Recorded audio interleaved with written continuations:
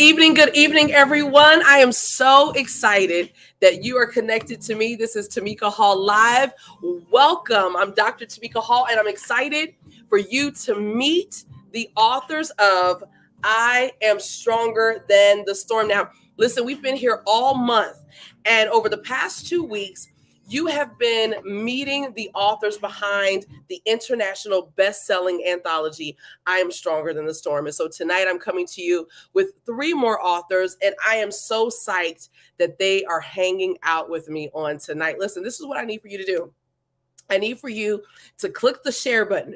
I need for you to tag somebody. I need for you to let your mama, your daddy, your grandma, your cheering, the cat, the dog, the goldfish. I need you to let everybody know that they need to be tuned in to this broadcast of Tamika Hall Live. And listen, without any further ado, I'm excited to be bringing on the stage Miss LAQUESHIA BRITT, Miss LYNEA Houston, and Miss Robin M. Sample. So why don't you guys go ahead and unmute yourself? And I just want you guys to just give a quick hello to everyone that is tuned in, hanging out with us so far. Good evening. Hi, everybody. Hi. So, LAQUESHIA, you are in South Carolina right now. How's the weather? It is humid. Right before we started, I was like, it was raining like an hour before we got started. I said, everything's going to clear and the sun is shining, but it's humid outside. So I hope that you have that AC. Listen, y'all, like my saving grace has been this tiny little fan that I have plugged in to my computer, because like the past 2 weeks I've been forgetting about my fan, and I've been hot and glistening, y'all. It's been like, Lord, help me not to fall out up here on the show. But tonight I was like, we're gonna have this fan up here if it's the last thing that I do. So Robin, LYNEA, you guys are in Maryland. I just moved from Maryland, and it was hot and humid there too. What's it like? It is hot. It's still hot and humid. Very. And LYNEA, you're hanging out outside with us. I am. I love the outdoors. I was about to say, because you don't even seem impacted at all. Like, you're just like, this is what I do. Because see, for me, I would be sitting there with my fan, literally my church fan, and I would be going, I'd be like, y'all, I'm sorry, I'm 42. I'm outside. Like, y'all got to just, I'm sorry, the Wi-Fi is not working. Y'all got to just deal with the fan. Like, and Robin, because y'all, I think we're in the same place, so it's still humid for you too. Y'all, I'm telling you. It is very humid. I'm inside, though. I'm not that adventurous today. I'm inside in the AC, just watching the little breeze blow. Shade. You're in the shade. So that doesn't count for something. You're going to need the shade out there. No, this is attitude heat. I literally got out of my car and walked inside, and I had an attitude just that quick. Like I felt like I had to go pray, because I had an attitude. Like, it was that hot. I didn't want nobody to say hello to me. I just get out of my way. Like, it's attitude heat, literally. Like, it's just I just can't deal with it. You know what I mean? So anyway, I just can't deal. So I want to give a quick shout out. Everybody say what they do to Cassandra. Cassandra, how you doing? Y'all, Cassandra, that's my girl. That's our project manager. And she's let y'all know already to like, subscribe, and share. We got Cherie Warren that's hanging out with us also. Listen, I need for you guys to go ahead and post. It is perfectly okay to be interactive here. We love interaction here. Mercy, how you doing? It's so exciting. Cassandra, now you're in Florida. What is the weather like in Florida right now? Is it humid there? I don't know. Like, we'll give you a moment to be able to type in and to talk to us about that. But y'all, I am stronger than the storm. My God. Now, I know all of you guys have books. I think all of y'all have pretty much sold out and stuff. Like, it's been really an amazing ride. Now, for those who are not sure about I'm Stronger Than the Storm, and if you should get it, listen, this is 300 pages of goodness here, right? Yeah. And this is what I loved about what God has done and the direction that he has taken the She Wins anthologies, is that they're devotional anthologies. So not only are you going to hear stories, but you're also going to get some devotion. And it's a workbook as well. So you're going to be working through some things when you are working through this book. I want to say hello to Mom Carol, y'all. Mom Carol's in the house. We always got to say hi to Mom. Yes. Yes. Now with that being said, when I just said that when you're going through the book, you're going to have to work through some things. I'm going to ask you guys, when you decided on the storm that you wrote about, what did you personally have to work through before you decided to talk about your story in this book? And anybody can go. Robin? I had to work through knowing what I was going to talk about in my chapter, and then being willing to be in the public eye so that people can watch me actually live through the storm and watch it unfold. Because what I was dealing with was something that people can see. Sometimes our storms are internal and they just brew within us, and people don't know what we're dealing with. But this particular storm is something that's internal and external, so people will be able to watch me navigate my way through the aftermath of the storm. So I just had to pray and be ready to actually do that so people could see it unfold. Beautiful. I love that. What about you, LYNEA? What did you have to kind of work through? I had to work through a lot of storms that some of them I'm actually currently in right now. So I just had to reflect back on everything that I had been through and kind of compare it to what I'm going through now. And from there, it just took off. Love it. What about you, LaQuesha? Well, when I heard the title Stronger Than the Storm, I knew automatically what I was going to write about. I heard people went through something similar that I went through after I went through my health scare. And to be honest with you, Dr. Hall, I think I almost named this chapter Unconsciously Overwhelmed. That's how I almost named it. I almost named it that, but I said no. I said, let me put a little twist to it. But yes, definitely. So I knew what I was going to write about, and I knew it was going to help others. So I kind of already knew, but as I was writing the chapter, it didn't take me long to write it, but I did some crying when I wrote it because I kind of relived through what happened. And, like my life could have been gone in a second. And I just thank God, that I'm here today. I want to ask you guys this because I think I want to know, how do you define a life storm? And the reason why I ask that question is because I don't think that everything that we go through is necessarily a storm, right? I think that sometimes we learn lessons, right? Some things we put ourselves in, right? So some things are consequences of our actions, but everything is not necessarily a storm. You know what I mean? So and there's no right or wrong answer, but for the person that's sitting there listening and kind of being like, I don't know if I'm really in a storm. How would you define a life storm? LaQuesha, if it's okay, I want to start with you. A situation that is just going to test your faith, because that's what it did to me. It tested my faith. Now, the way that you handle it is kind of going to open your eyes. And then, on the other side of that, that's when you learn your lesson. So in a nutshell, that's good. That's good. I like that. LYNEA or Robin, whichever one. LYNEA, you can go. Can you repeat the question, love? I was saying, how would you define a life storm? How would you define that? Because every time we go through something, it's not necessarily a storm. Correct. Absolutely correct. So, I guess for me, defining a storm would be how you move forward after you've encountered a situation. And I'm calling it a situation because we all come and run up on situations that we cannot get ourselves out of, or it's at the hands of someone else. So it's all, for me, it's all in how you move forward after the situation has occurred. Like if you're making the same choices, you're going to get the same results, and I'm speaking from experience. But when after that situation occurs and you start to move differently and you're on one accord with God, then of course you're going to think differently.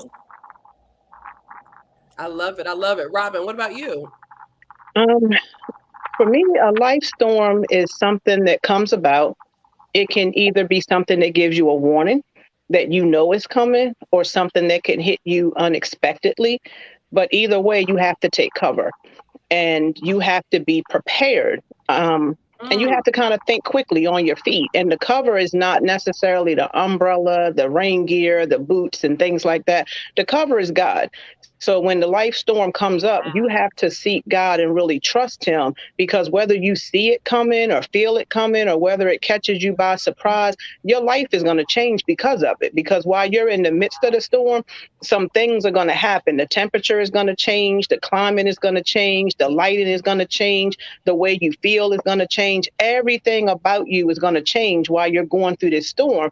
And then when you come out on the other side and you look back, you'll be able to see that your covering was there. And it helps you appreciate who your cover is if you're actually seeking God. It helps you actually get in tune with him, that no matter what you face, he's going to be there, regardless of how the storm actually arises.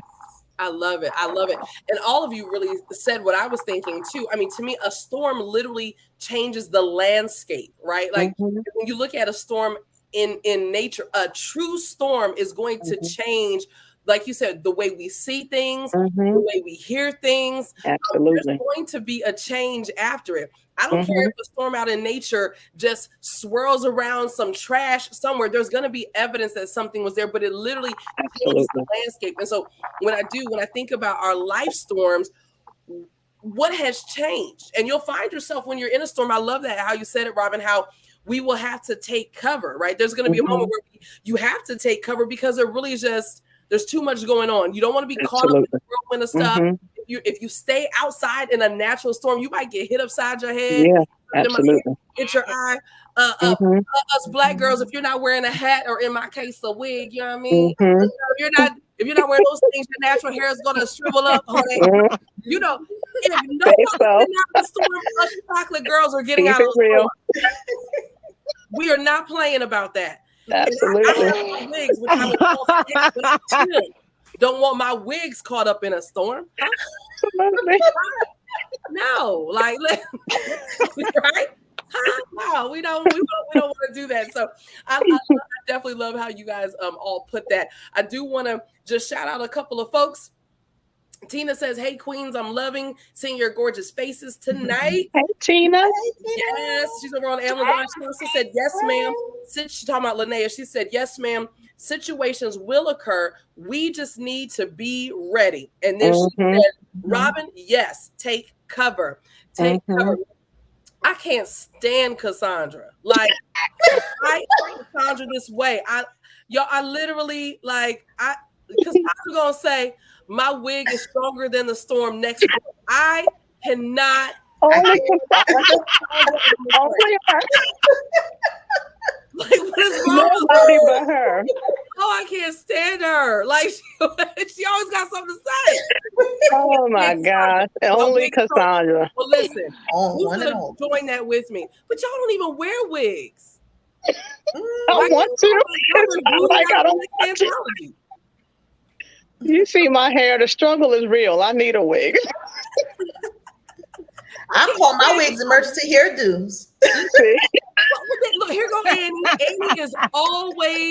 Annie always has Cassandra's back, and she's laughing. I can't stand her. Why did Maya said that's a whole reel? I cannot stand Cassandra. Right? Maria said, "Annie, we're gonna take cover for sure."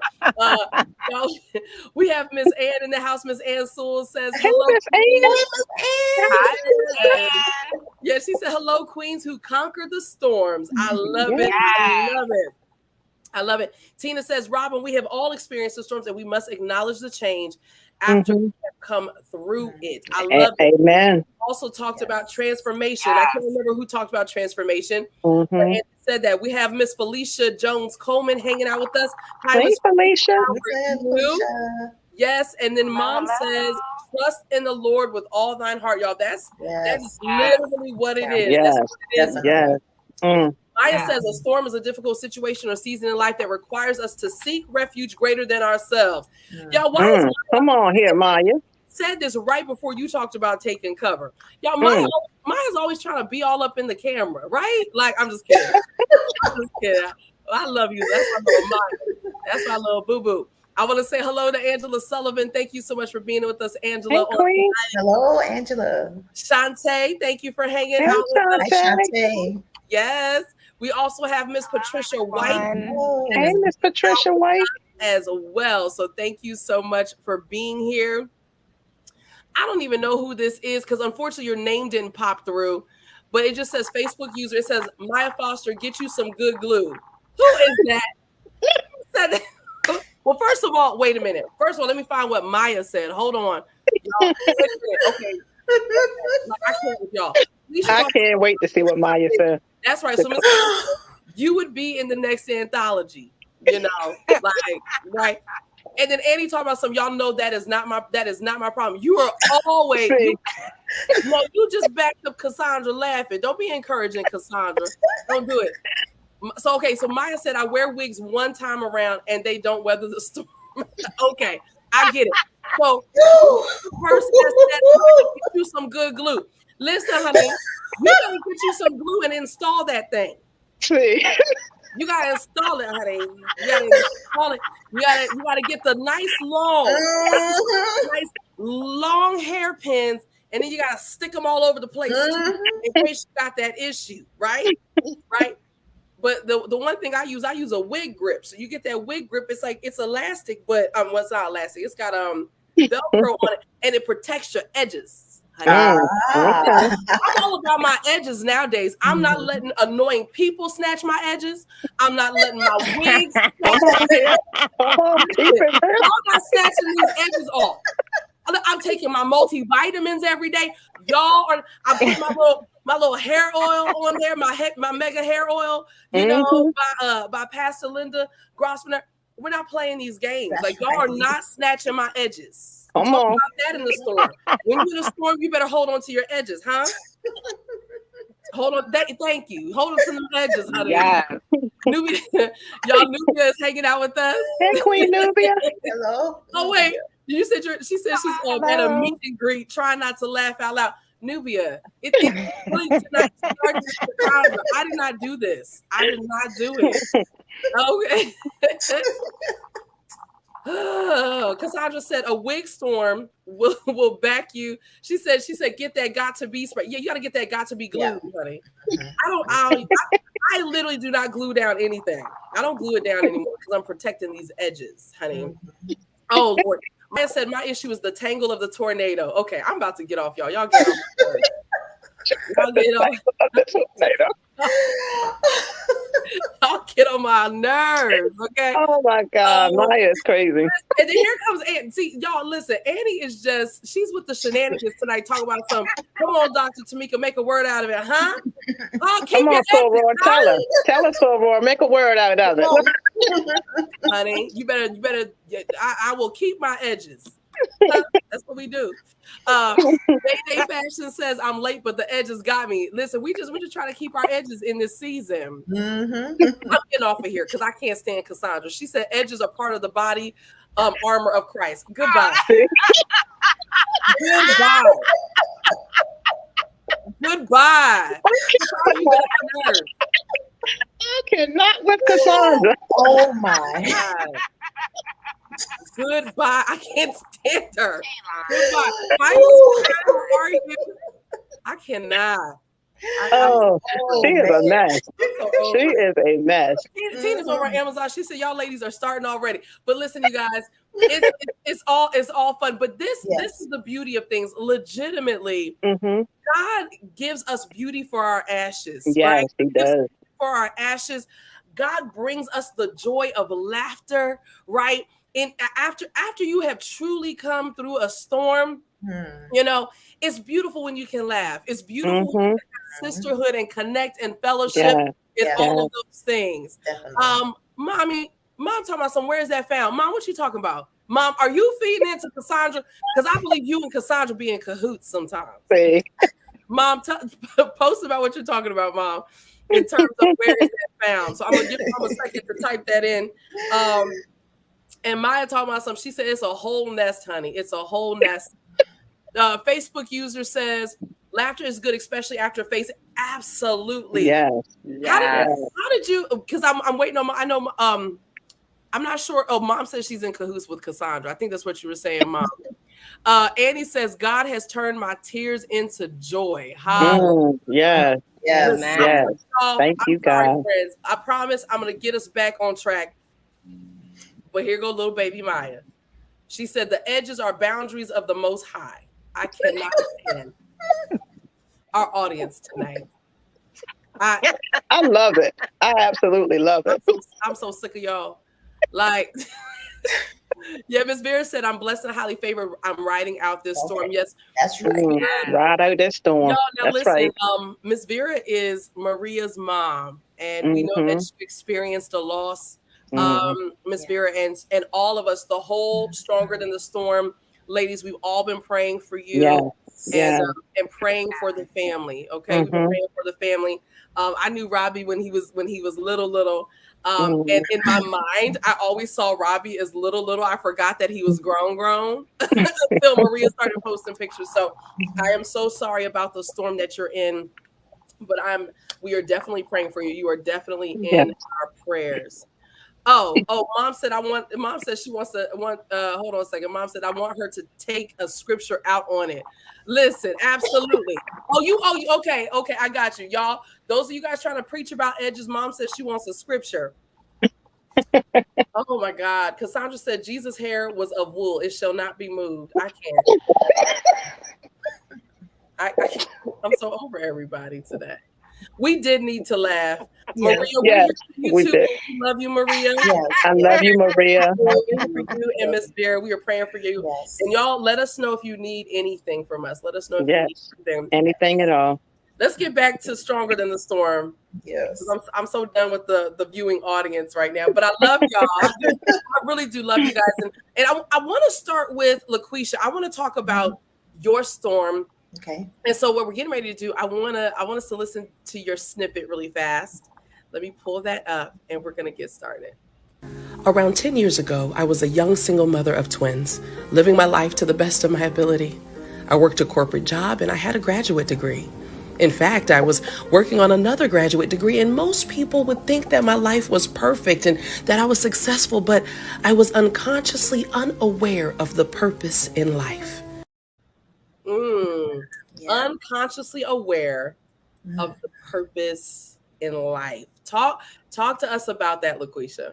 Actually, it should have been unconsciously overwhelmed, because that's what I was, unconsciously overwhelmed.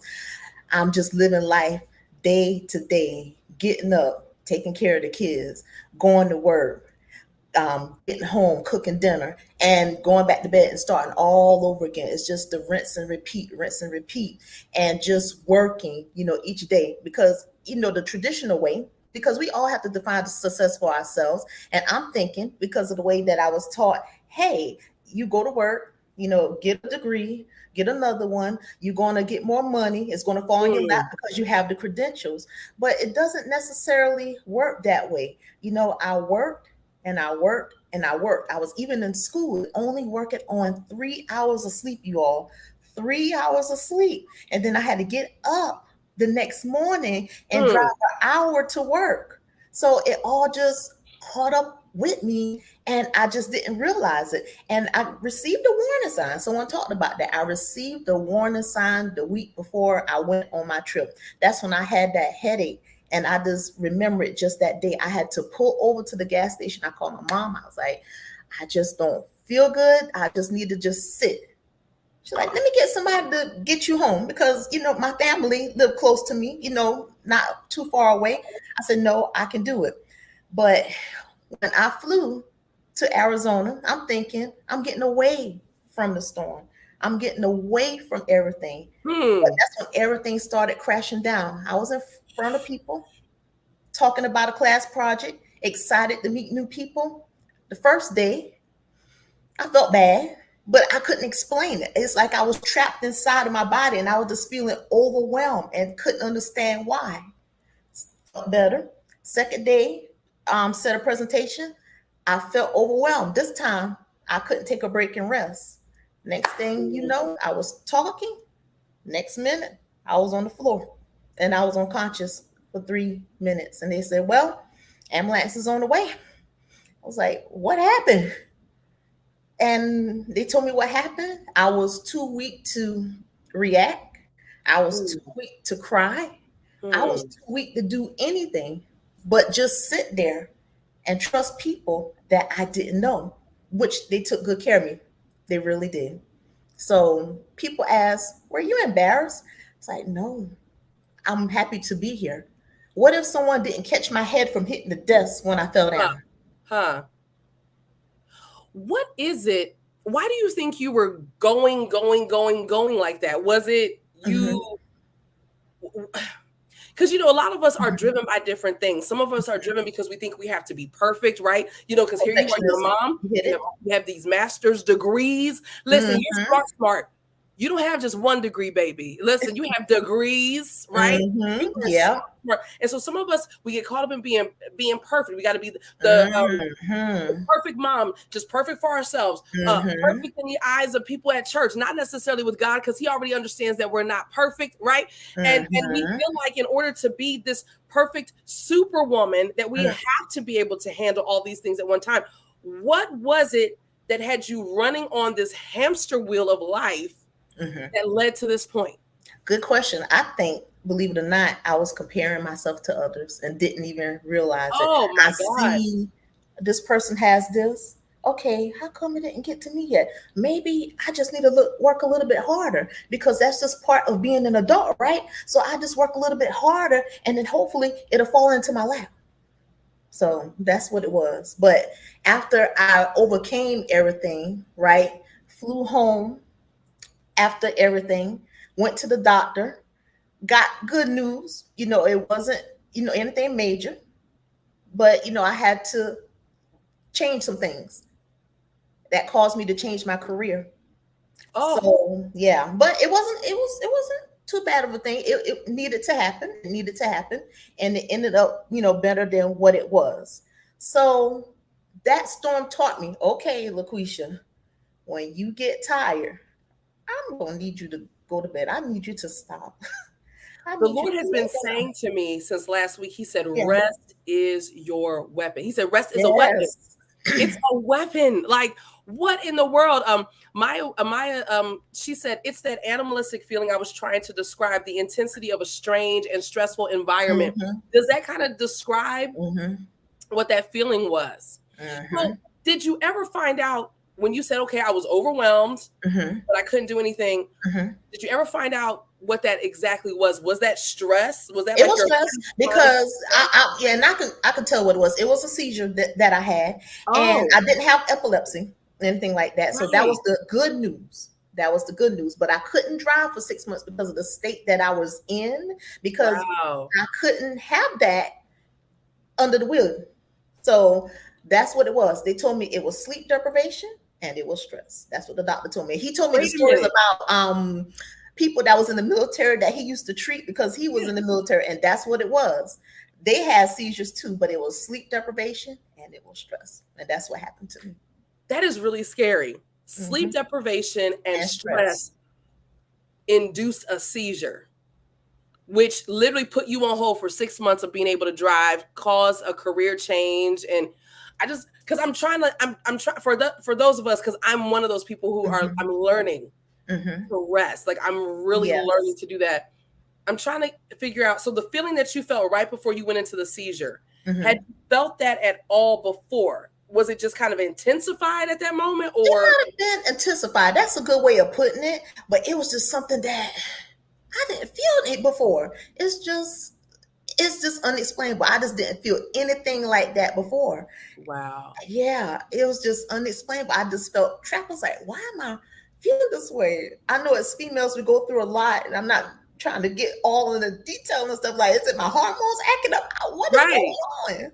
Yeah. So it's just unexplainable. It was unexplainable. It definitely was. My God. Let me just see something.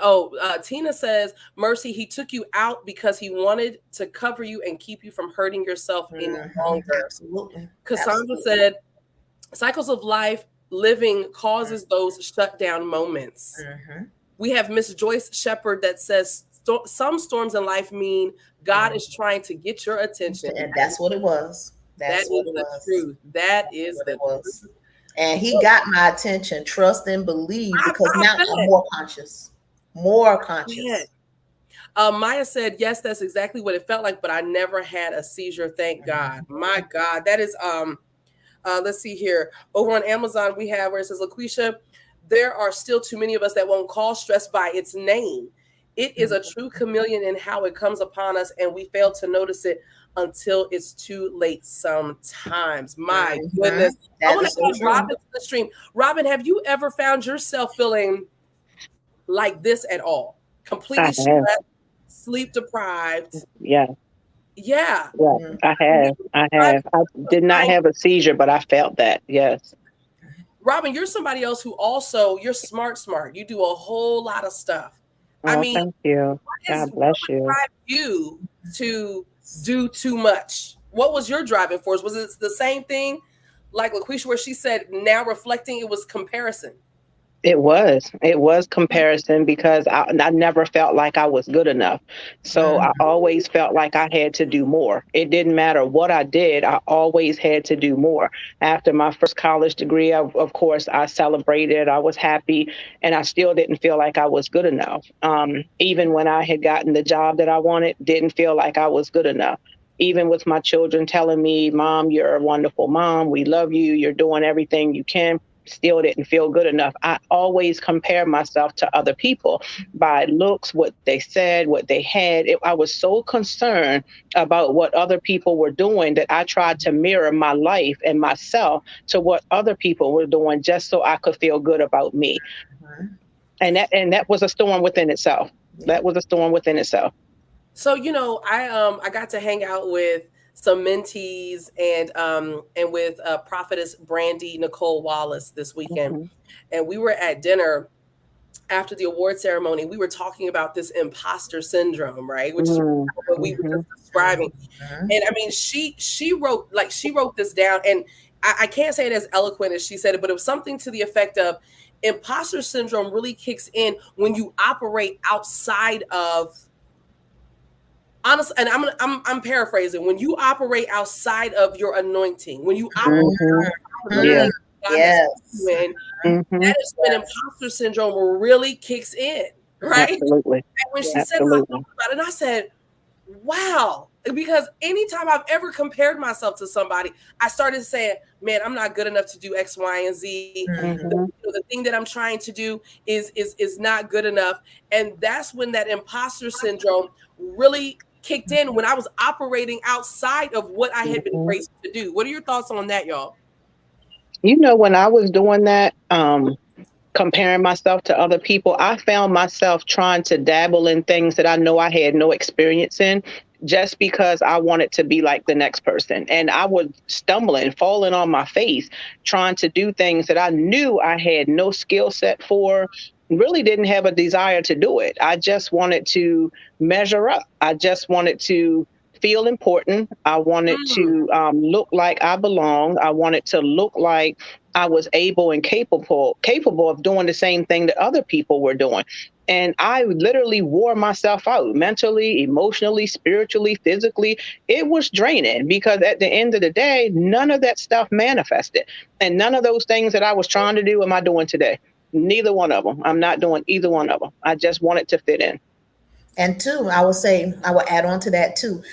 I think it was a conditioning thing.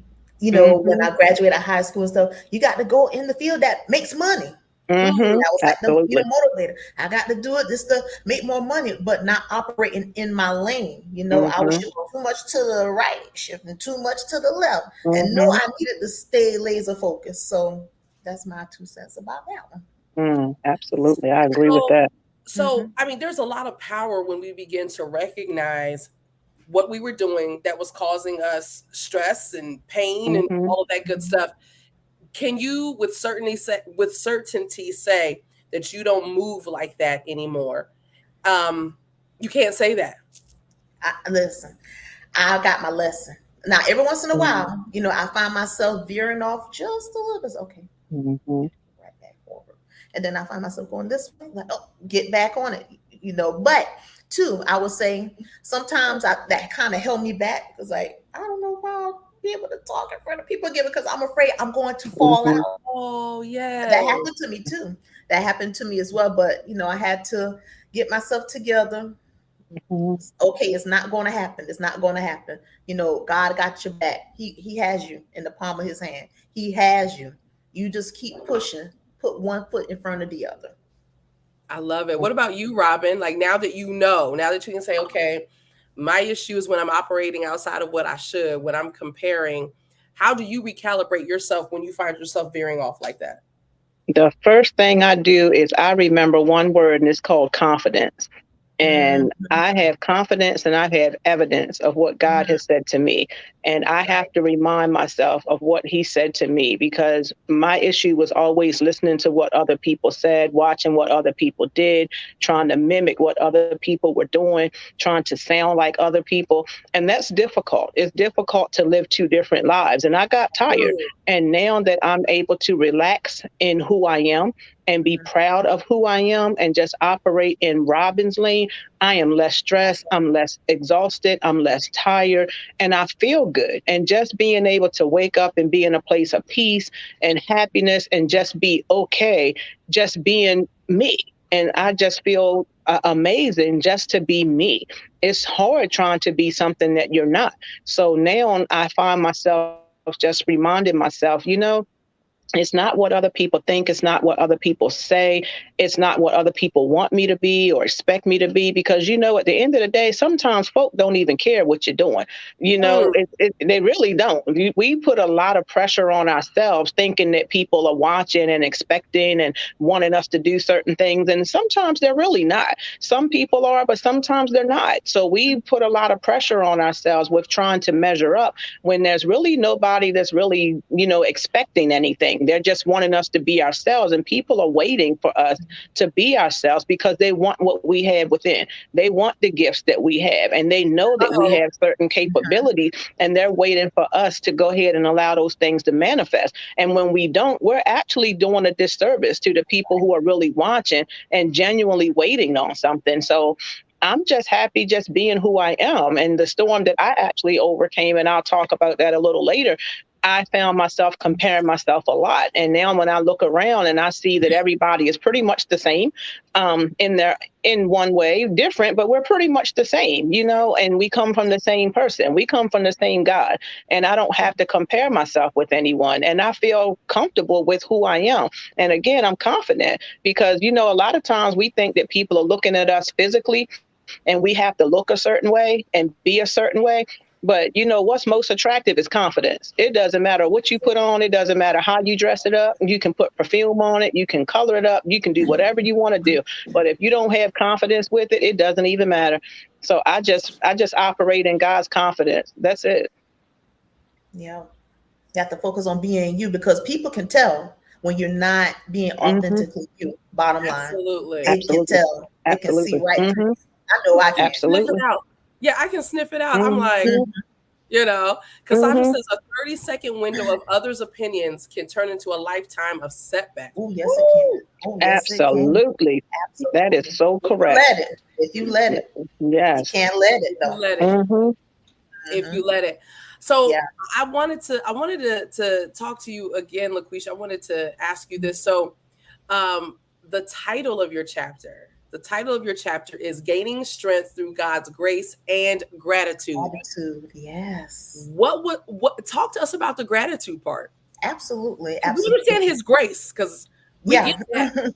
But the gratitude, talk to us about that. Yeah, so basically through gratitude, because once in a while after the fact, those feelings try to creep up again, but gratitude transforms. That's my phrase. Gratitude transforms. So when I'm feeling about something bad or something like that, I would say thank you, thank you, thank you. This may sound weird. I don't know, to the users, to the people listening out there, but if you just say thank you, right? Be Hmm. grateful and shift your focus away from what you are feeling, right? And just say thank you to the God above. That can transform your situation. And so that's how I've been kind of doing things. So thank you, thank you. Any little thing, because that gratitude transforms. So that's what that piece came in at. Gratitude transforms. What do you think about that, Robin? Gratitude transforms. Yes. I absolutely love it, because when you're just full of gratitude for what God is doing and you're not trying to change what it is that He has designed for your life, you can function in a place where you feel like a river ever flowing. But when you can pretty much put a plug in your own journey, put an obstacle in front of yourself when you're not grateful for what God is doing. Because sometimes He gives us storms, He gives us obstacles. He gives us a wait. He gives us a not right now. He gives us a no, because He wants us to stop and be still, because He has something that He wants us to hear, something He wants us to see, because if we go too fast, we're going to miss it. And sometimes He just puts an all-out roadblock in front of us, and the roadblock is in the form of a storm, because He wants us to actually get what it is that He's saying, because we will race through life, and I'm keeping the spotlight on myself. I have raced through life so many times, and I've moved past the storm, jumping over it, putting on a virtual umbrella, trying to go around the rain and not getting wet, and then ended up still getting soaked when I got further down the road, because I was trying to avoid what it is that He was telling me in the midst of the storm. Yeah. LYNEA, talk to us about gratitude, how gratitude will literally transform us. What are your thoughts? Oh, I'm still learning that. I can't lie to you. And that's okay. Don't lie. We don't want you to lie. That part, I can't lie to you. No, thank you for not lying, because we just talked about how we can see right through it. Didn't we, LaQuisha? Yeah. Please don't lie, because we be sitting over here, girl, stop lying. Bad thing. Stop lying, girl, making us look bad on this live. Like, please stop. That I can't do. I love it. I love it. I love it. I did want to bring this up, Annie, actually, because for us, I mean, this goes for the men that might be tuned in as well. But I really wanted to bring this up. Annie talked about, she said, I suffer from Bell's palsy, which was stress induced. My God, I didn't realize that stress can cause that. Excuse me. I didn't either. Yeah, I didn't know that either. I didn't realize that stress could actually activate that. And for those who don't know what Bell's palsy is, I mean, oftentimes what you'll see, the evidence of that is a lot of times one side of somebody's face, or I'm sorry, y'all, I can't. Hold on.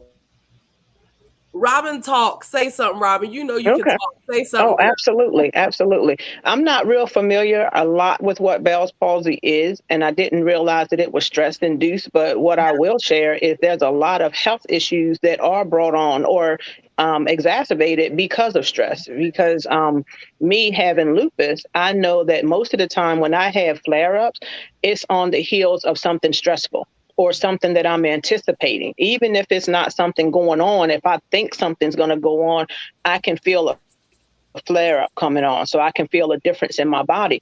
And I know, a lot of times I see a lot of doctors, and most of them constantly tell me that stress will kill you, because, stress can bring on a lot of somatic health issues, mental health issues. So the more stressed we are, the more likelihood we'll have to experience some health issues.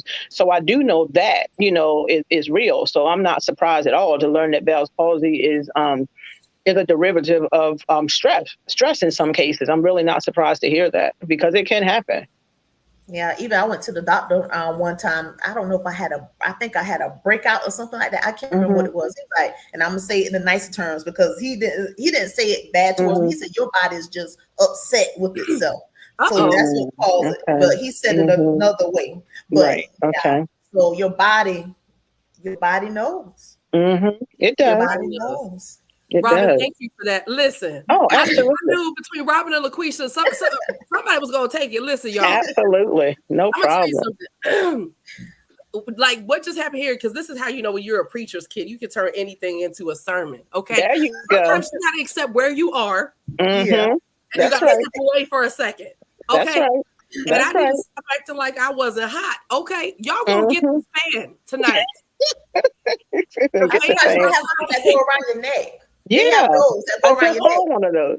Right. Don't play with me. Y'all getting this fan tonight. It's okay.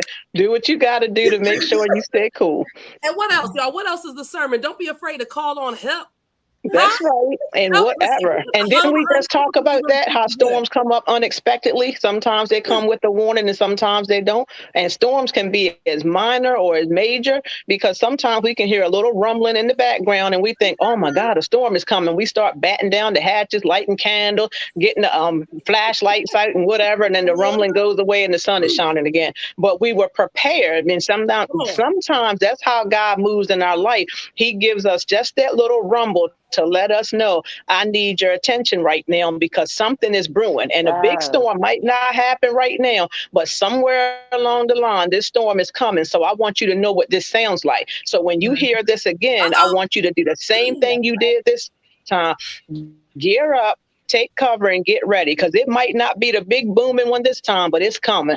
And that's how those little storms have rippled in my life throughout my entire life. They weren't always the big booming storms, but there was those rumbling type where I heard it and he was giving me that warning. Pay attention because I'm going to bring it back and I want you to be able to get ready. So he was giving me time to prepare. And I think he does that with all of us. And whatever our storm is, he gives us time to prepare, because warning comes before destruction. Y'all better get you some friends who can preach you through something. Okay. Y'all see how Robin just preached me through my coughing spell? Yeah. See, you know what? Here goes Cassandra. Here goes Cassandra. What did she say? Listen, I'm about to get something. What did she say? What did Cassandra say? The fan or the fallout. Y'all, you heard it? It was my last breath. I say something. Listen, but the show has to go on. Somebody say something, okay? So, yeah, absolutely. y'all, listen. I'm trying to tell you, okay?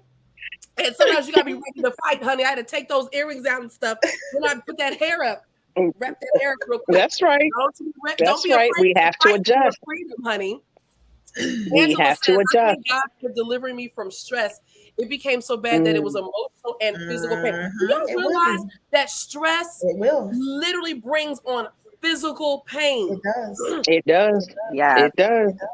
Yes. Yes, it does. Tina says, warning comes before destruction. Heed these warnings. Absolutely. Mom says, we had a storm that came through and tore down one half of my dogwood tree. Now, listen, y'all, this is what was funny. I think this was the storm. Mom was describing this storm to me. And I'm just going to leave it up to y'all because I already know you guys are going to get a message from this. So mom is talking to me about the storm. And mom actually describes it to me and is like, Tamika, I think it was a tornado that came through here. And we went and stood on the porch. And I'm like, so you went and stood on the porch and watched how the winds was tearing this stuff apart? That's a message all by itself. So literally, there is this tree that has deep roots. Y'all listen. There's a sermon in this thing. There is a tree that's been in their yard. I know it's got to be. I know it's got to be well over 20, 30 years old. So it has deep roots. It's deeply rooted, and yet a storm came through and ripped half of it. But my mother didn't run from the storm. She went and stood and watched it. Y'all give me the sermon. Y'all got 15 seconds. Give me the sermon. LYNEA, what's the sermon you get out of that? There's so many things you can take from that. There's so many lessons we got. Exactly. She's standing through the storm. Okay. LaQuesha says standing through the storm. Robin, what's the message? When you can walk right up to the storm and hit the eye of the storm and hit face to face, and you know that God is covering you, you don't have to be scared of the storm because you know it won't touch you. Because mom talked about how they saw the wind just whipping around the house. It was whipping. As the daughter, I'm like, so you went and stood on the porch while a tornado, y'all, this was like last year, I feel. Mom, wasn't it last year? It was recent. Last year, maybe 2020. Now, of course, I'm like, what are you, crazy? Like, you went and stood and watched the tornado swirl around your house? Like, what are we doing? But see, that's that unmovable faith. Woo! When you Unmovable know faith. that you know that you know that you know, you don't have to worry about a storm when it comes. You can, I'm telling you, you can look it right in the face and you don't have to be scared of it because you know what it is. Because of course, I bet you before that happened, I bet you she heard something else that looked like a tornado. So she knew what was gonna happen when this one came. So she already knew. So she already saw the warning. So she knew what was gonna happen. That's why she could stand there and she could watch that storm whirl around her house because she knows she wasn't gonna be touched. Robin, give me a huh. Give me that preacher huh at the end of it. Go on. Come on here. What y'all say? Holler back. Talk to me. Come on, talk back to me. There it is. LYNEA, did you get your sermon title yet? For Eye of the Storm. The Eye of the Storm. I love it. Hold on a Storm. second. So here's Annie. Annie says, she said the courage to face the storm. I love it. Mm, Annie also said, and I think she grabbed this from you, Robin. I don't know, somebody, unshakable faith. unshakable faith. Yes. Angela says, it reminds me of the scripture when they were in the boat with the storm. That's it. Mom said, stand still and see his salvation. Now listen, y'all. Carol Johnson gonna go a whole nother direction. All of and if mom doesn't want nothing else for y'all, she wants y'all to be saved, huh? Yes. Y'all, Yes. she wants you to live righteously, huh? Yes. She wants you to have salvation. Robin, give me the huh. Come on here. Come on, say so. Somebody say so. I love it. I love it. Let's move on. Excuse me. Burnett says, peace in the midst of your storm. Y'all better catch. Yes. But I'm being funny and we're having fun with this, but y'all, this is what it's supposed to be. When you find yourself in a storm, you better speak to that thing. Yes. Right? Yes. You speak to your storm. You speak to yourself. Right? You speak self, you will come up under subjection. Fear, you gotta go. I will be courageous with this, right? I will have peace in the middle of the storm. I will stand still and see the fullness of my salvation. When you are covered, when you're a king's kid, you know God's got you, right? So mom said, she said, I saw his salvation and power as the storm went by. I love it. Miss Annie says, hey, my spiritual gangster. She's talking, y'all, here they go. They're acting up. They're acting up on YouTube. It's Cassandra. He jumps on. I told y'all, it's Annie, Cassandra, and mom over there. I knew it. I knew Cassandra was somewhere on the scene. Yes. But look, get this. So here's this, Cassandra. Yes, Madame Carol, and nobody else call her because that's Cassandra's. Yes, Madame Carol. That's it. Listen, I want to go to LYNEA. LYNEA, I want us to talk about your chapter. So I'm going to play just a snippet of your chapter as well. Here we go. Growing up in the 80s, like many households, there were rules. And one rule that never sat well with me was what goes on in this house stays in this house. It was because of this rule that I was forced to live in silence for 30 plus years with the guilt and the shame of being sexually assaulted at the hands of people who claim to love me and want the best in life for me. I love that. LYNEA. Yes, ma'am. Your chapter. That still triggers me. I was skimming through my chapter earlier and I was again speaking to Robin also, and it triggers me. It still triggers me. So clearly I know I'm not through, or I'm not finished going through that storm. Wow. So you're still in the storm, yes? I'm coming out of it. I'm going to say I'm coming out of it because it's been about a year now that I left my last toxic relationship. And that relationship, along with a other series of events, put a lot into perspective for me as to how that rule affected my life. The relationships and friendships that I had formed over the years. I was just the yes girl, to sum it all up, you know? Yeah, I was that yes girl. I didn't know how to say no. And if I said no, you know, it would cause trouble. So talk to us about the power of no. How did you learn to activate your power of no? I had to start telling myself no. Let me just keep it 100. I had to start telling myself no to just things that I knew I wanted. Like for me, retail therapy is my stress reliever. Okay. And I had to start telling myself, no, Linnea, you don't need that. You want it, but you don't need it. So then I'd have to ask myself, I'm like, okay, so why do you feel like you want it right now? You know? So it just came to a series of questions, me talking to myself, basically, looking myself in the mirror and just telling myself, no. After a while, I'm hearing God's voice every once in a while, you know, through those conversations. And he calls me little girl. He don't call me by my first name. He calls me little girl. Little girl. Because I used to, little girl, you know, he's like, little girl, you don't know everything. So just, you know, just take your hands off the reins and let me steer this here. You know, God knows how to talk to us for sure. And I remember my mom says it to me often.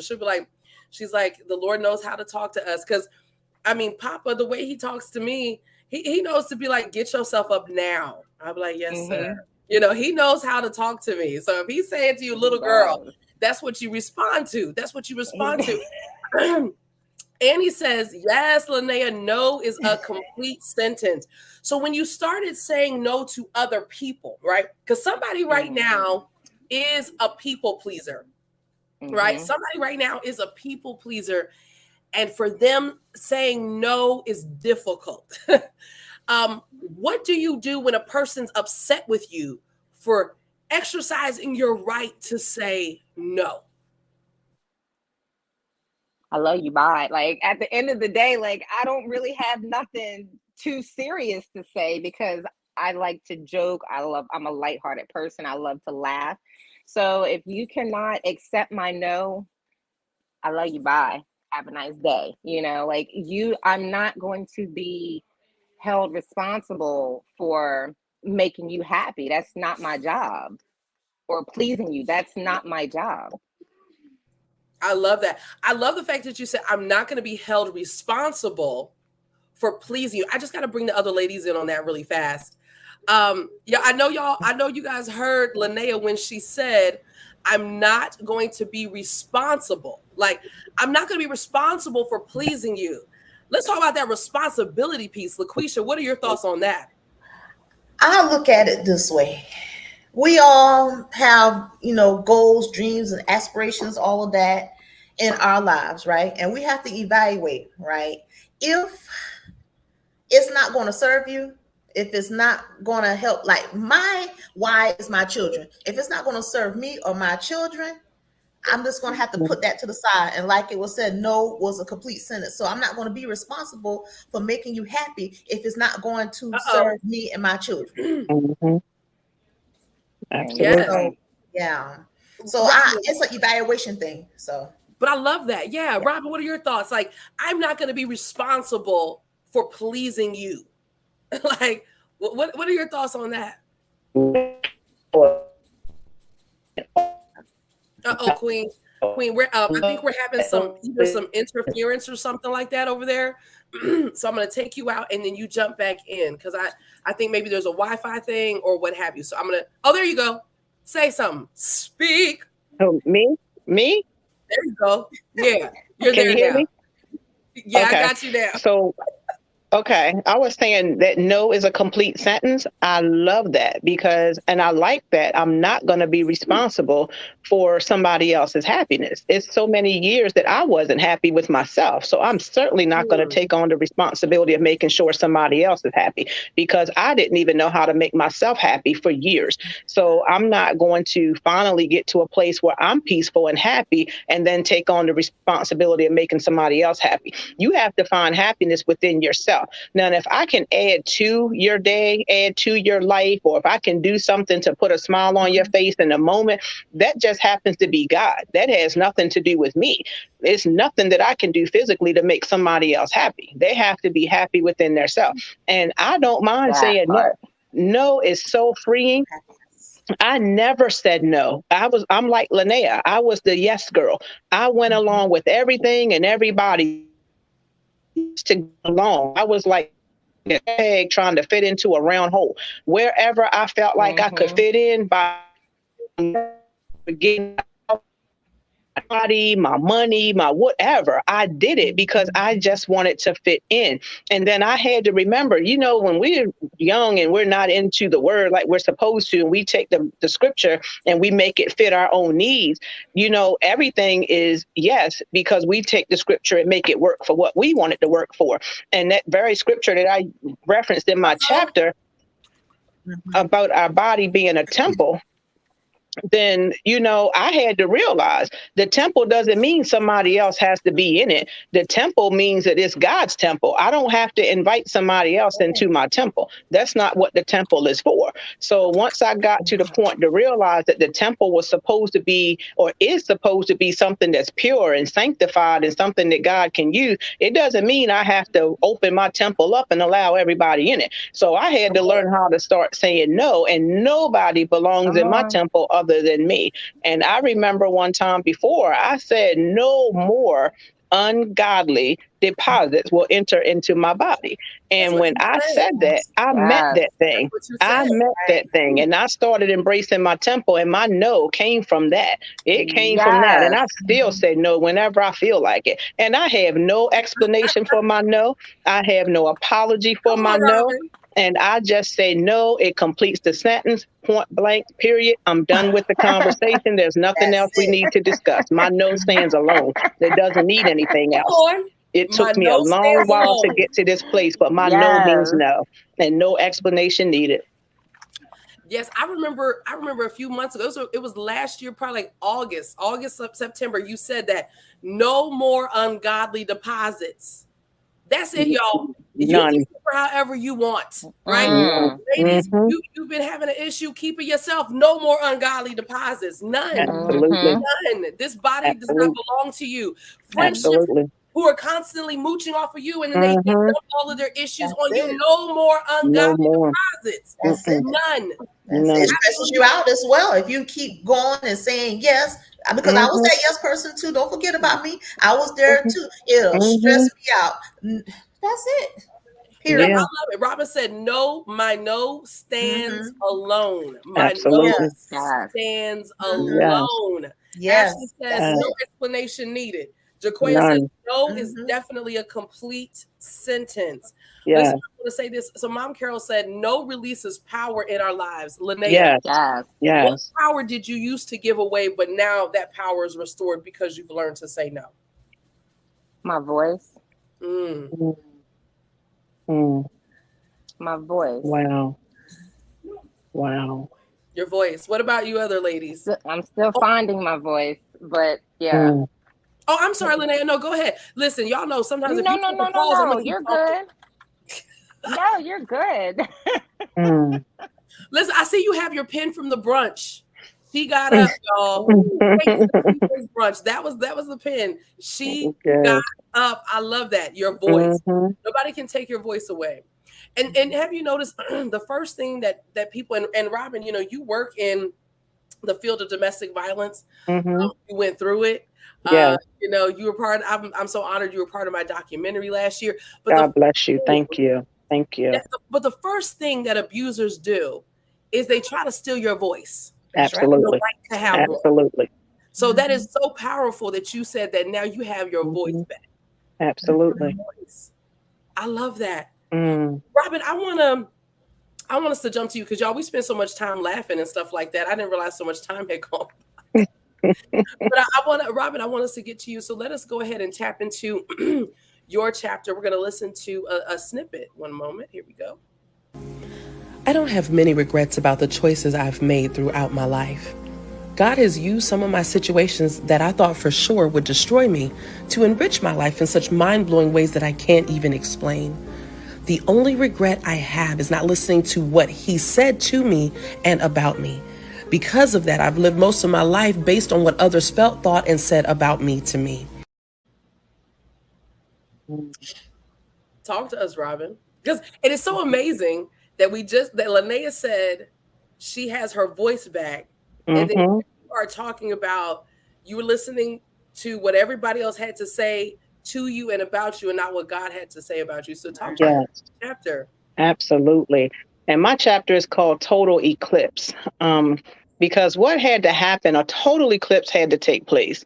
So, and you know how an eclipse happens. So I look at it as what God saw me as this being that he created, but I took it and I messed it all up by listening to what other people said, operating on what other people did, what other people thought, trying to do what I thought other people wanted me to do or expect me to do. I did whatever felt good to me based upon what other people were saying and doing. And I could hear God's voice. When I look back over my life now, in every situation, every storm that I faced, I could see that God was there with me. I could hear different things that he said to me, but I didn't recognize that it was his voice.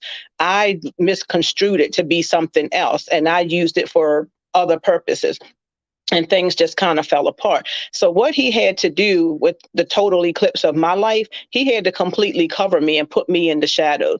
And he had to put me in a place where he could actually move around me, cover me, hide me, so that way I could see only him. I could hear only him. And when I came out of it, when the eclipse was over, I had a different vision. My vision was more clear. And I go back to when I had COVID, and that was in September 2020 until February 2021. And this is recent. This isn't that very long ago that I was still operating in a space where I was allowing what other people said and what other people did to dictate how I operated in my life. And what I heard God saying was, I can't allow you to do this anymore. So he put up a roadblock. And I spent most of my life behind a wall.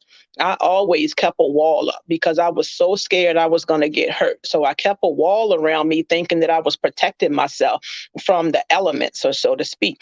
So when God gave me COVID, I was scared, of course, naturally scared, because in the physical, I'm thinking I'm going to die because of COVID. But after a couple of months, when I still was here and I'm looking around, I could still see, I could think, I could form thoughts, I could get up barely, but I was able to move. I realized this wasn't physical, it was spiritual. It was something else going on. And God had to remind me that I had to get your attention. And he said to me several times throughout that storm, this is your exodus. And I had to change. I had to change who I listened to. I had to change the narrative of what I said to myself, what I said about myself, and what I allowed to enter into my space. And when I say my space, I mean physical, I mean mental, emotional, spiritual, everything. I had to declutter my space. But he saw that I wasn't doing that on my own. So he gave me COVID, put me in a space by myself, and had to get me to see only him and hear only him. And it was during that time that I did the reflection to look back over my life. And that snippet was about basically my whole life. I did everything because, like LYNEA said, trying to be the yes girl, just trying to fit in, wanting to be liked, wanting to be loved, just wanted somebody to care. And it ended up having me in different relationships where I got hurt, violently hurt, physically hurt, sexually hurt. It put me in situations where I ended up compromising my own safety because I was just so desperately trying to be liked, trying to be loved, wanting somebody to pay attention. But during that 5 months and 3 days, what God had me realize is you don't have to be anybody other than who I created you to be. And you've never known who you are. And I had to think about it. I got into an argument with this lady one time years ago, and she said to me, you don't even know who you are. I'm not arguing with you. That thing still resonated with me at that point in time. And I had no idea what she meant when she said, you don't know who you are. And I barked back. I know full well who I am. And I just gave her the business. And then, thinking about it, she was right. Business. I did. I'm telling you, I did. But then I realized I didn't know who I was. I had no idea who I was. People were dragging me every which way. Any which way the wind blew and it felt good, I went in that direction. And when I got tired of that, I went into another direction. God said, no, no more. I'm tired of watching you do this. I have so much more for you to do, but you can't hear me because you're focused on what other people are saying. He put me by myself and he asked me, why are you so scared? Why are you so afraid being quarantined? You're completely by yourself. You put a wall up around yourself your whole life. So why are you scared that I'm doing the same thing? This is what you were doing anyway. But what you failed to realize, when you put this wall up for nobody to get in, that means you couldn't get out and I couldn't get into you. So you completely blocked yourself off and you didn't even let me in. So you were by yourself and you didn't seek me. So you had to deal with these storms by yourself, but you don't have to do that anymore. And my biggest storm was, I was an emotional eater, because what happened when people wouldn't accept me or not thought that they did, I would go into my secret space and I ate for comfort.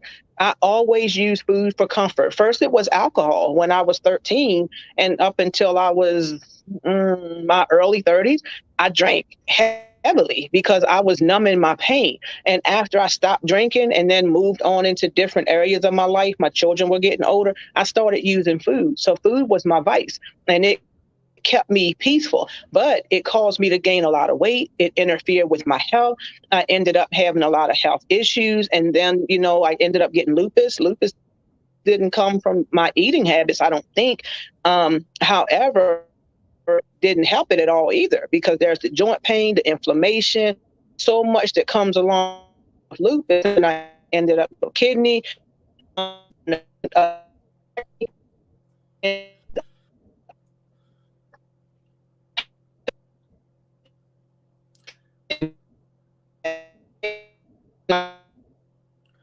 So, Robin, I think bad about we're having trying to fit in. Oh, are you here? Yes, Can you hear we me? were having I think we were Okay. having like a Wi-Fi thing going on. But I do want to take this moment to just kind of interject and to pause, because you said a couple of times that God gave you COVID, and I know there's somebody out there that's like, what is she talking about? What is she talking about? And I believe that you don't mean that the Lord like came down and inflicted you with COVID, but He used that time for you. And of course, I do know a lot more backstories, things that you're not even able to talk about right now. But God used that time of you needing to be quarantined. And unfortunately for you got COVID like when they didn't really know what to do with it. Exactly. And so it afflicted you for 5 months. For 5 months and 3 days. You were out of work. You literally were quarantined from people in that time. And what God did was, it wasn't that He gave it to you, but in that moment, what He did is He put you in an incubator. That's the way I see it. Absolutely. Absolutely. So that you could heal. He put you in an incubator so you could learn to be by yourself. He put you in an incubator so that you could learn to rely on Him and actually hear Him. Because before you were connected to people, places, and things. Yes. Yeah. Honestly, you didn't want to be connected, but you didn't know how to live without it. So when the COVID situation happened, God turned around and gave you your voice. I love it because LYNEA, yes, He did. Yes, He did. First superpower just came back. He gave you your voice in the midst of you being quarantined and in this incubator. Absolutely, He did. And one of the things that you were talking about before things kind of started cutting out is that you were saying that you were always this emotional eater. And so what has come from that, and what you talked about in your chapter was something that you honestly, your chapter this time was very transparent, and people are not used to hearing you talk about this part. Absolutely. Right? So you talked about wanting to get healthy. So go ahead. Yes. So after COVID, what I decided was my health was very, very compromised. It was a long road back, a very long road back, because I was weak. My body was compromised physically. So I had to really revamp everything about myself, my eating habits, the way I thought, the way I felt, the time that I spent being sedentary. I had to get up and start moving. Muscles work over again, teach my brain how to work and think and remember and things like that. It was like my whole down, and I had to physically and mentally and emotionally and spiritually make my body start and to start in what I know I needed it to do, but just in a different direction. So I looked at not just the weight in numbers, but the weight spiritually, how heavy I was when I was in that spirit and in that moment. And then COVID came along, and what He did, that was the storm. He gave me that storm because He knew I had to take cover. He knew it was going to cause me to seek Him, because I was not going to seek Him without having a reason to, because I thought I was seeking Him until He really put something in front of me that made me me really dig in, really pray, really focus on the word, and really seek his face. So after I came out of that, I was determined I'm not going to ever go back into that space again. So I had gained a lot of weight when I came out of it because I was still dealing with some depression. Depression came along with COVID because, like you said, all the things that had happened and that were going on before COVID, I still had to deal with those things. They were still there. He just gave me a different insight as to how to deal with them. So I decided I was going to start exercising. I decided that I was going to exercise just to feel good. I started realizing that when I exercised, the endorphins were raising. I was in a better mind space. Emotionally, I felt better. And then I started noticing that I didn't have a diet plan. I wasn't saying, well, I'm only going to eat so much of this, so much of that. What I started doing was just focusing on moving, just getting out more, getting a gym membership, being around people who were better choices. I was losing weight. Before, I had all kinds of diet plans and fads. I was exercising, I was walking, and I'm not going to say that. I lost weight and I gained it back. This time I've lost weight and I've kept it off. And it's because I'm not focused on the weight. I'm not focused on that. I'm focused on my health. I'm focused on overall physical health, mental health, emotional health, spiritual health. I'm focused more now on just being a better person overall so that God can use me. He can use me from beyond the grave. He can use me while I'm here. There's gifts within me that he's instilled within me, that he's given me, that he wants me to use. He can't use them if I'm laying in a hospital bed, unable to move, unable to talk. He wants me to use the gifts that he gave me. So now I can see, actually since October, of last year at the retreat, Stephanie gave me these waist beads.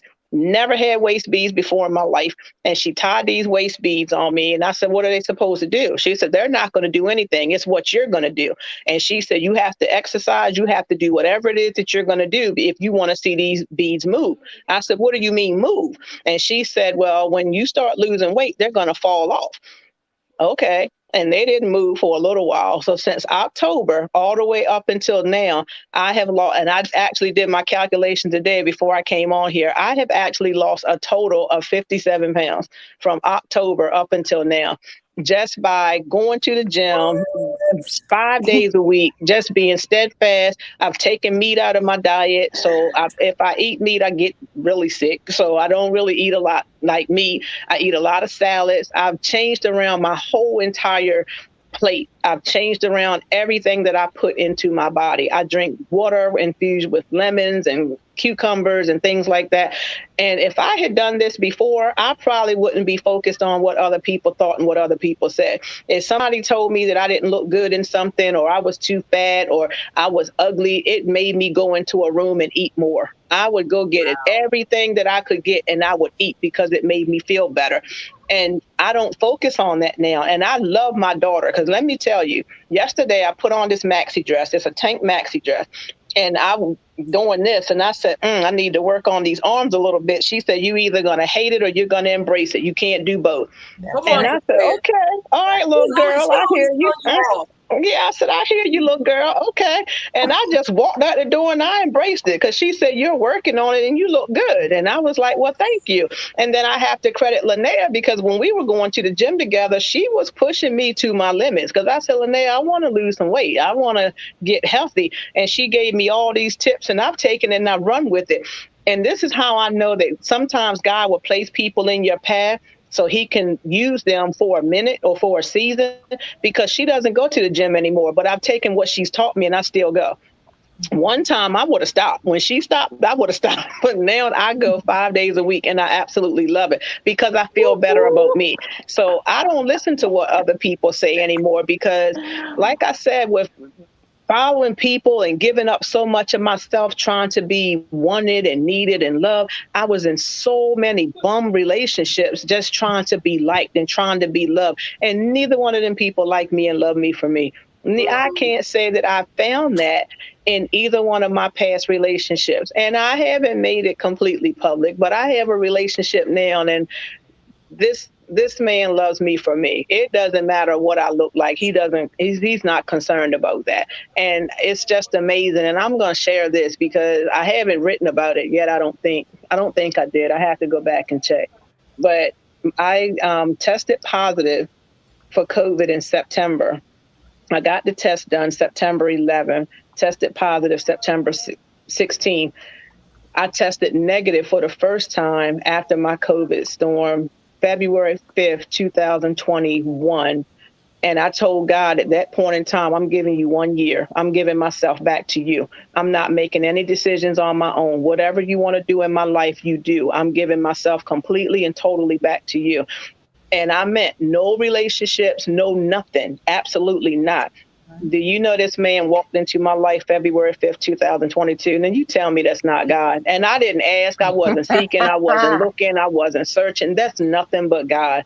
And I told God, if he's not for real, snatch him back. And he hasn't snatched him yet. So I want to ask you this. I'm happy. Did you, who loved you first? Was it you or was it him? It was me. How did you fall in love with yourself? I fell in love with myself just by embracing every single aspect of me. I had to go and stand in the mirror every single day and talk to myself. I had to tell myself, you are beautiful. You are worthy. You are more than enough. Hey, gorgeous. I'm standing in the mirror just looking at myself. Hey, gorgeous. How are you? Just talking to myself, just reminding myself, God loves you just the way you are, and not looking at what I saw, looking back at me, but just seeing the person that God created, knowing that everything within me God created had nothing to do with the shell. The shell is just what we dwell in. That has nothing to do with the person inside. The shell is just something that we borrow so we can actually move around in this thing called life. This is just what he brings us here in. It has nothing to do with the inner being. It has nothing to do with the heart. So when I stopped looking at what I could see and got in connection with what I couldn't see, which was my heart, which is what God loves, because God's after our heart. He doesn't care what we look like on the outside. As long as we're healthy and as long as we love what he created, he doesn't care about any of that. So I had to shut off the valve of what other people were saying and just listening to what he said. I love you. You're my daughter. You're my child. I love you just the way you are. I created you this way. I want you to love you the way I love you, because it pains him when we don't love ourselves the way he creates us. It actually pains him. It gives him such displeasure when we want to try to change and modify the person that we are on the inside. And all my prayer was, God, you know what? I do want to be healthy because I have grandchildren. I have children.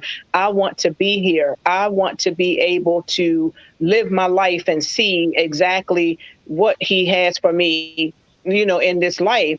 And I want it to be around. And I had to make the lifestyle adjustments in order to do that. And I'm just grateful that I got in tune with my heart. So, yeah, that's where I am. That's where I am. I just had to get in tune with my heart and love the person that he has on the inside and not what everybody else saw. And like I said before, sometimes people aren't even paying us any attention. We think they are. And I'm comparing myself to different women when I would see women thinking, oh, my God, I wish I was her size. I wish I could wear this. I wish I could wear that. And what he was telling me, you got a whole closet full of stuff that you can wear yourself. Stop worrying about what's on the outside and worry about what's on the inside. So you're going to waste money to look like her over here. How did you know she's happy? She might not even be happy the way she's looking over there. And I'm like, okay. So now I'm like happy. And remember last week when I was on the call on Wednesday, when I said, you know what, let me show you all. I'm in the gym with the tank top on. I never did that. I didn't want my arms to show. And I'm like, I'm in there with the tank top on. I'm in there with my tights on. And I'm like, I'm actually loving me. This is the first time I've loved me for me in my whole life. And I feel good about it. I feel so good about where I am right now. I truly do. I truly do. Listen to little sis. You already know I love that for you. You already know. Yes. You already know. It feels good. It really feels good. It feels good. I'm telling you, I went from a size 24 down to a size 16. And it wasn't that I wasn't trying, but I wasn't thinking about it. And I can put my arm down the side of these beads. I'm telling you, sometimes I have to walk like this to try to keep them from falling because they're getting ready to fall. But I said, I want somebody to cut them so I can see how many inches I've lost, because I don't know. I know the pounds, but I want to see the inches. So, and I have this denim outfit that I want to wear to the retreat this year. So I'm trying to get in this denim outfit for my photo shoots. Listen, y'all, and at this retreat, we have a swimming pool and we got a hot tub and everything at this retreat, honey. Like we're gonna get a whole but God already said He's gonna meet us there. It's gonna be a beautiful time. Yes. And a lot of ladies are like, look, let us get in shape for this little pool party. I mean, I'm not doing a pool party, but whatever. We're gonna be swimming. So I can't swim, but I'm gonna dip my toes in. Okay, that's what we're gonna be doing. Miss Sharon says, when we don't love ourselves, nobody else will love us properly because we allow them to trample over our lives. That is absolutely. Yes. Says, work it. That's right. And Jaquia says, yes. Right, that's your baby girl. She says, that's my baby. That's my baby. Yes, it is. I am so proud of everyone that is here on tonight. And thank you so much just for how you poured. I mean, because of course these evenings are about us meeting you, but I love what God's been doing, that we're literally pouring into every person that is tuned in, listening, and even into each other. I think that's beautiful. I want to take a moment and allow you to tell everyone how can they connect to you and how can they purchase the book from you. For those that may just be tuning in, or you've been sitting here listening to this good conversation, listen, we're talking about I Am Stronger Than the Storm. Anybody else got their copy with them? I am stronger than the storm. Mine yet. They're coming though. Mine just came today. Yeah. Yes. I can't wait to get them. Yes. And so we I do not purchase the book from me. What I want you to do is purchase the book from one of these young ladies on here tonight, okay? So let's start with you, LaQuesha. Talk to us about how can we connect to you, online and what have you, and how can we purchase the book from you? Well, it's going to be easy. You can connect to me on Facebook, LaQuesha Britt, and on my website, LaQueshaBritt.com. LaQueshaBritt.com. I love it. First of all, like y'all already know, LaQuesha is from South Carolina, and like I just so love your accent. And so, like every time I talk to you, and I have to try to like not slip into an accent because you're just so bubbly. And I'm like, oh my God, I just want to talk like that too. So I finally gave myself a chance to do it.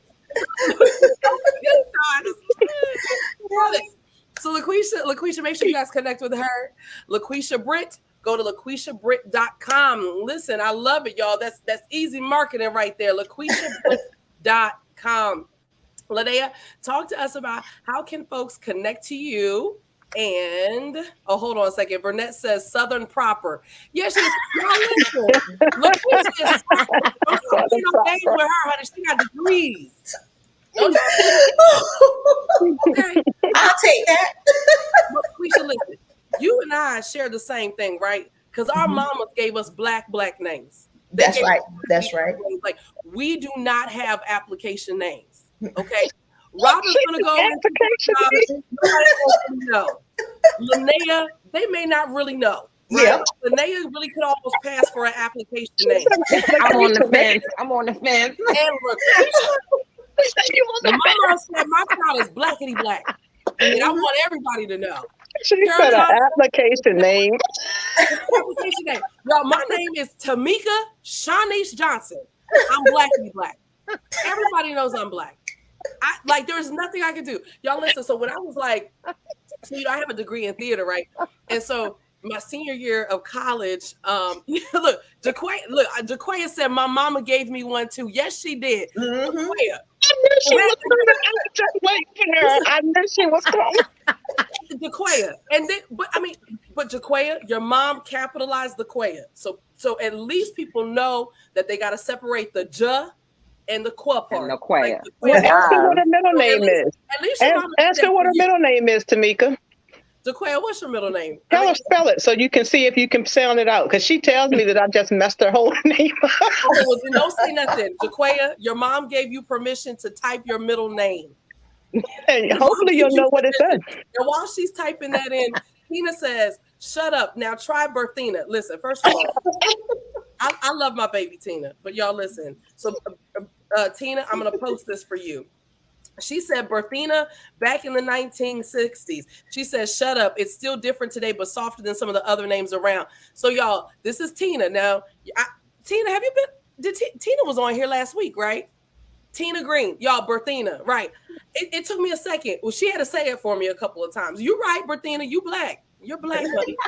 You are. Okay. Jaquaya's middle name is Lanique. Lanique, yes. And look, people call her Lynette. They call her Lane. They said Lane. My mom gave me a blackety black name, and I worked in the school system, y'all. I'll tell you something. If you're a teacher with black students, you got to figure out people's names on the spot. Okay, you sure do. Right.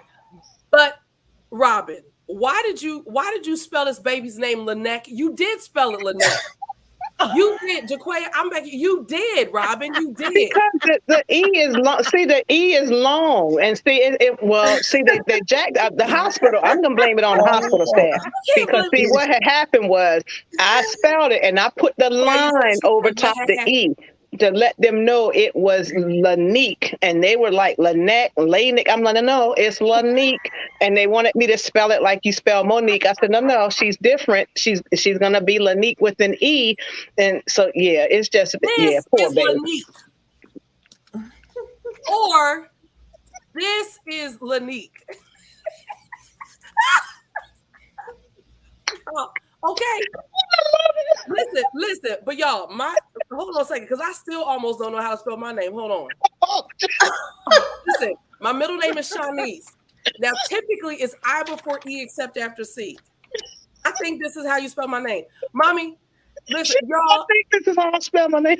I do. I think that's how I spell my name, like this. My mom was like, this girl blackity black. We're breaking all grammatical rules. Mommy was not playing, right? But get this though, y'all. I wish Mom was here so she could come over here. She's probably cracking up at me, right? Y'all, for years, I spelled my name like this. Okay. Sean Nice. It was never corrected. It was never corrected.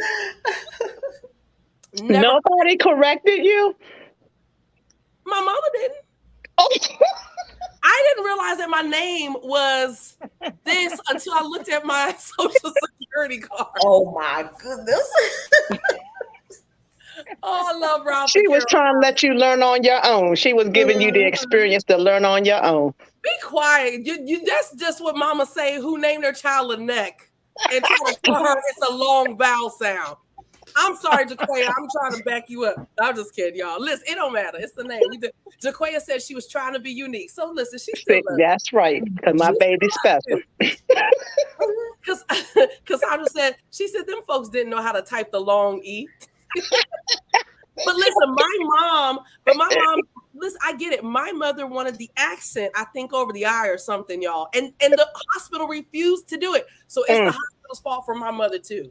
But y'all, I was born in Cleveland, Ohio, so I don't know what they were doing. Like, oh my goodness.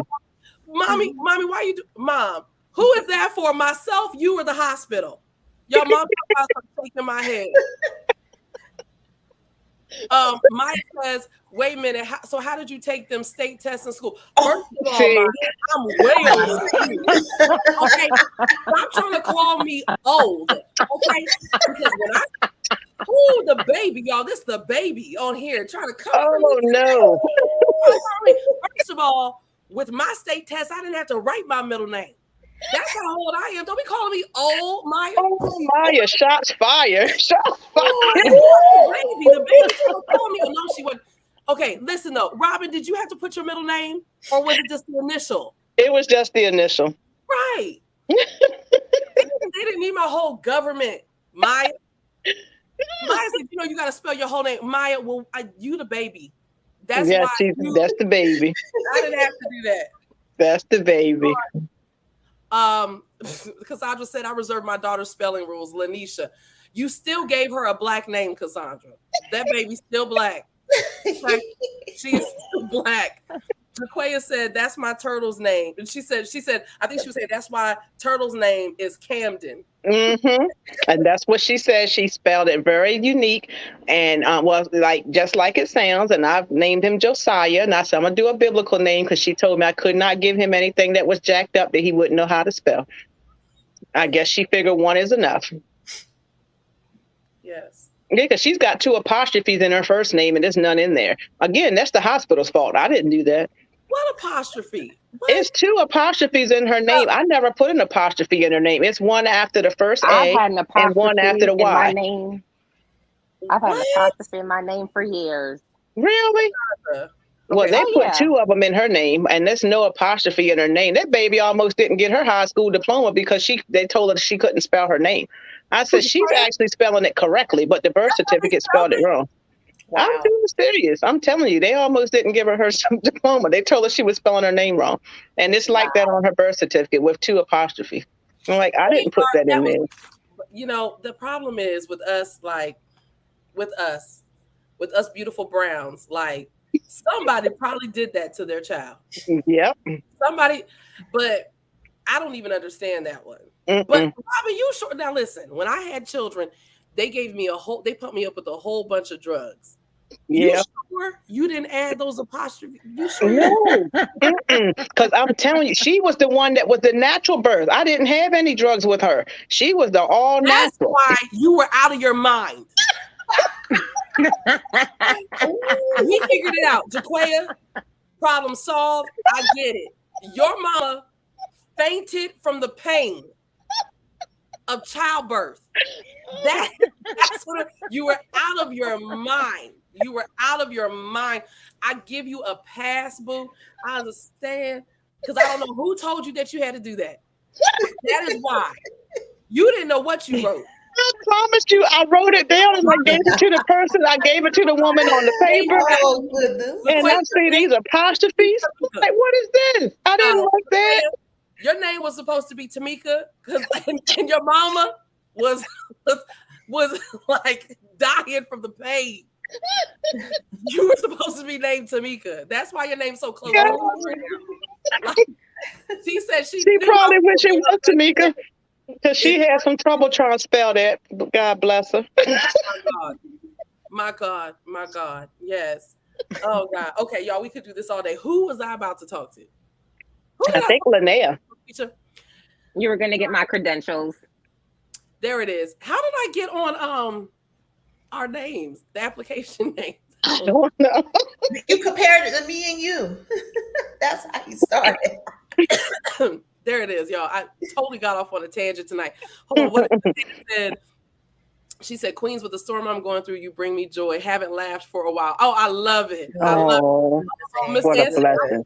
Old McDonald and the drugs they gave me to open was the bomb. To get me open was the bomb. Listen, y'all. Those things that have you going, yes. Okay. Listen. I don't even know why that was funny. Did I say something funny? I don't even try to be funny, and I'm funny. Yes. Y'all, listen. I don't even try to be funny. It's just in me. It's a gift. Okay? All right. So listen, LYNEA. Let's get out of here. Okay, LYNEA. Tell everybody how can we connect to you online, and how can we purchase the book from you? You all can connect with me on Facebook, LYNEA Houston, on Instagram at 82happy _on _purpose. It sounds difficult, but there is that. That's how you can reach out to me. Love it. Now, LYNEA, you got to explain this 82 happy on purpose. Were you born in 1982? Okay, so yes, ma'am. Okay, wait a minute. Hold on. 40 this year by the grace None of of us are God. high on any epidurals or nothing, and none of us are in pain right now. Everybody else, what do you think 82 happy on purpose means? We're going to decode this. 82 happy purpose. I think you were born in 1982, and now you're happy because you are living on purpose. Okay. Don't tell me if I'm right or not, because you already know I am. No. Robin, go. Listen, you are. I think that she was born in 1982. She's happy on purpose with a purpose for God's purpose. Yes. Why is Robin That always trying to part. outdo somebody? Ooh. All y'all with these multiple degrees. Ooh, all y'all with these multiple degrees. LaQuesha, what you gotta say? I agree with Robin. Not I Robin. agree with Robin. Be I happy do. on purpose, with a purpose, walking with a purpose, running with a purpose, the pivot of She says Yes. that all the time. these multiple Every time we talk, she says that. She says that to me every single time we talk. Like, I know that's what she means. What? No, Robin up here trying to rap and stuff. All y'all with these multiple degrees. LaQuesha, what you gotta say? With all your degrees too. What you gonna say?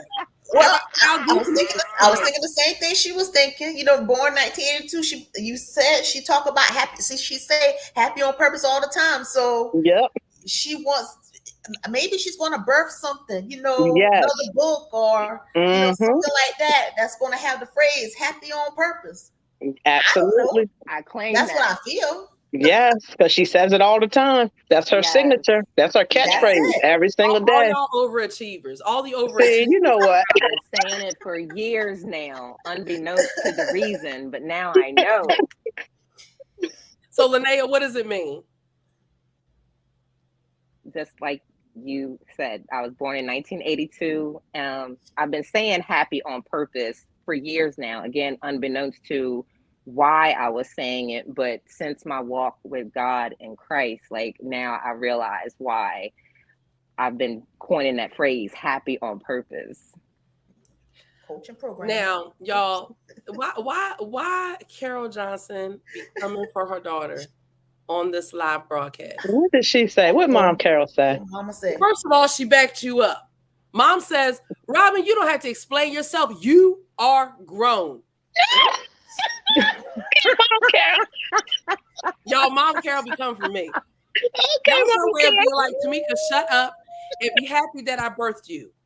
That, Mom, I heard everything you said loud and clear. Y'all, Oh, Mom Carol said, you don't have to explain yourself. You are grown. And I know she said it just like that. You are grown. I know she did with the neck movement and everything. Y'all, when mom is in it, like her mouth be tight. You are grown. You don't have to explain yourself. You are grown. You said, why did I just narrate that? Because, I mean, it just, I just can't.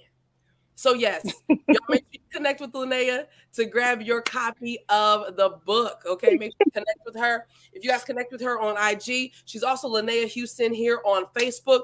And then what she'll do is she'll end up sending you the link so that you can actually order your copy from her.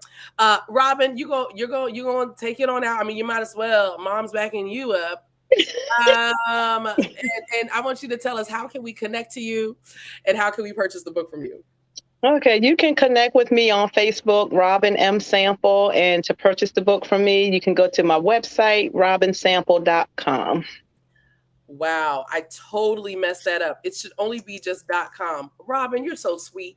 What did you put on there? I put .com, girl. See, okay, all right, I'll take it. That's the blackety black spelling of the website. Take that one. Y'all go to robinsample.com. Listen, y'all, I love you guys. I love y'all.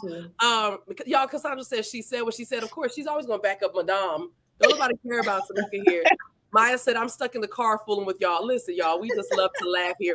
I am so honored that you all stuck around for us. Tonight was definitely like a thing. But besides like almost passing out from heat stroke over here and then losing my voice a little bit and all that good stuff, y'all, we had some good fun. We had glad tonight. And I'm just, y'all, this is what happens. Y'all, I just implore you to push through your storm. Whatever it is that you're going through right now, just push through your storm. Just wait just a little bit longer. Give God a little bit more time. I promise you, every storm runs out of rain. I promise there is always a purpose to your pain. I promise that nothing that you're going through right now is going to be wasted. I promise you have a testimony coming up after this test. I promise you. Stronger than what's Jesus' name. In Jesus' name. Amen. We're created to make God famous. Hold on. Mom said, wait, hold on a second. Cassandra said, hold on, my sister. I thought Cassandra was trying to redeem herself and have my back, but I love mommy. Mommy said, baby girl, mom always has your back. I know you do, Mom. And I really want mom to like be able to co-host with me one time. That would just be so special. So mom, that would be awesome.